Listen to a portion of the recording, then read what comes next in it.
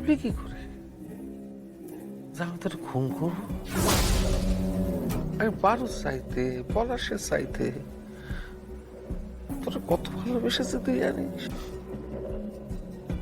না বাবা, তুমি নিজের থেকে বেশি কাউকেই ভালোবাসো। আমাকেও না, তুমি এতদিন শুধুমাত্র আমাকে ব্যবহার করেছো। আমি যতদিন তোমার অনুগত ছিলাম, তোমার হুকুম তামিল করেছি, ততদিন তুমি আমাকে ভালোবেসেছো।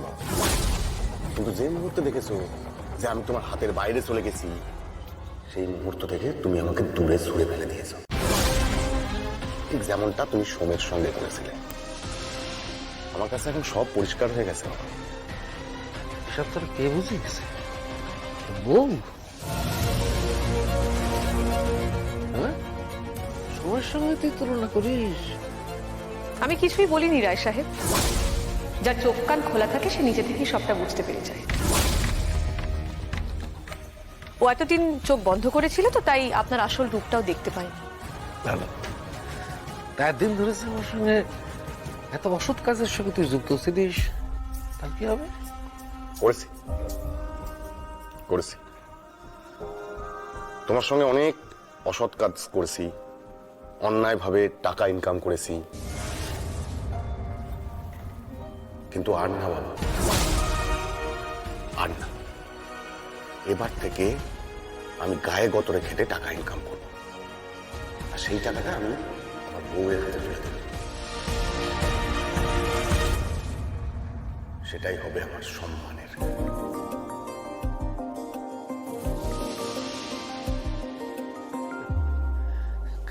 গায়ে অতরে খেটে কাজ করবি? কি কাজ জানিস? হ্যাঁ প্রতাপ, গায়ে গতরে খেটে কাজ করবি, কি কাজ জানিস?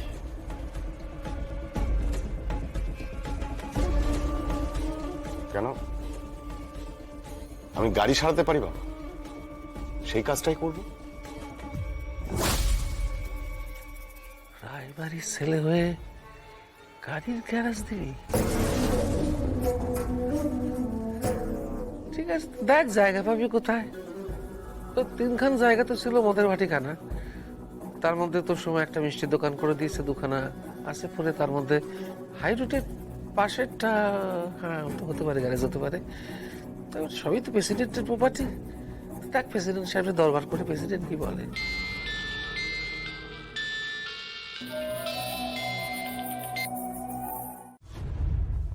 না মানে ঝোল ঝাড়তে গিয়েছিল, তখনই পড়ে যাচ্ছিল, সেই জন্য আর কি। পড়ে গেলে তো একটা মস্ত বড় কাণ্ড হয়ে যেত।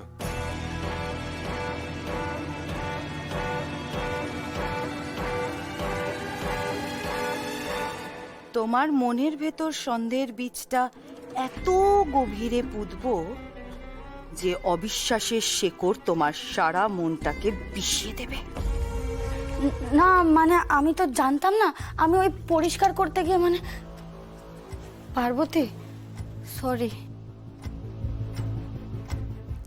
সরি বলছো কেন ময়না? না আসলে ওই। আচ্ছা সরি বলার কি আছে বলো তো? টুলটা ভাঙা ছিল, তুমি উঠেছিলে, পড়ে যাচ্ছিলে, সোম ধরেছে। তাছাড়া সরি তো আমার বলা উচিত। দেখো টুলটা ভাঙা ছিল যে আমি জানতাম, কিন্তু আমার উচিত ছিল তোমাকে সাবধান করে যাওয়া। তুমি কি করে জানবে বলো? তারপরে খুঁজতে গিয়ে এসে দেখি তুমি এখানে নেই। আরে বাবা, আমি কি একটা কাজ করছি? হ্যাঁ, রান্নাঘরে গেছিলাম আমি। কি হয়েছেটা কি? কি চাই তোমার? আরে বাবা, আমার এই জামাটা তখন তো দিয়ে চলে এলে।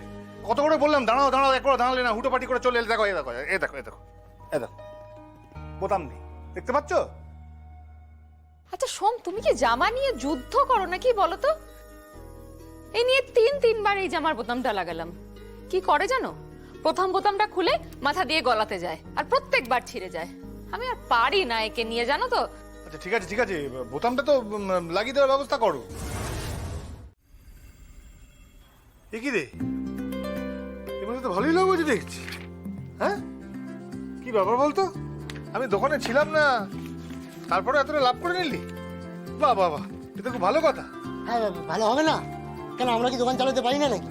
তাছাড়া কাজু এখন কাজু খাওয়া বন্ধ করেছে, কেন জানো? সে কি? এই যে কাজুর জালে চানাচুর রেখেছি। ভালো ভালো। তা কাজু কোথায়? আরে ওই গেছে হয়তো, ওই চলে আসবে এক্ষুনি। এই বাইরে চলে আসবে মানে? এটা কি ক্লাব ঘর নাকি রে? হ্যাঁ, যখন খুশি আসবে যখন খুশি যাবে। যার কি হচ্ছে? আসুক আজকে হচ্ছে ওর। দাঁড়া। ওকে কিছু বলো না সমুদা। তুই চুপ কর না বাটখারা, আমি তো দেখছি নাকি। না গো তুমি আরে দাঁড়া না, সমুদাকে সত্যিটা বলতে দে। আজ না হলে কাল তো দাদা জানতেই পারবে কি হয়েছে। এই কি জানতে পারবো রে? কি জানার কথা বলছিস বল। এই বাটখারা চুপ করে থাকবি না, বল বল।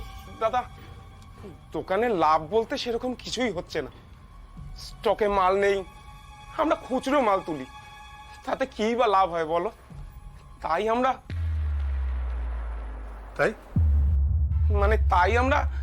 টাউনে গিয়ে লেবারের কাজ করি,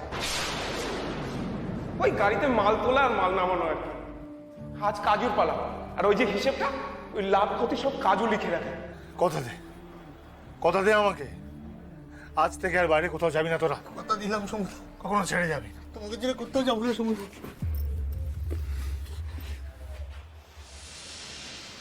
সোম,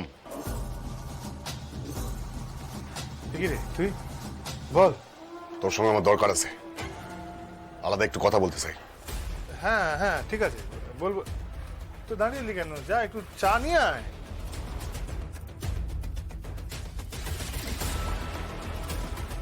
আমি এখানে বসতে আসিনি, আমি এসেছি একটা ফয়সালা করতে।